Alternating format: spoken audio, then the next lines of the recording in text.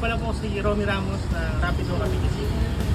So, ang mechanics ng gagawin natin ngayon, may question akong itatanong sa'yo, then kapag nasagot mo yung question na yun, papaikutin mo yung runeta natin. So, ang question mo kuya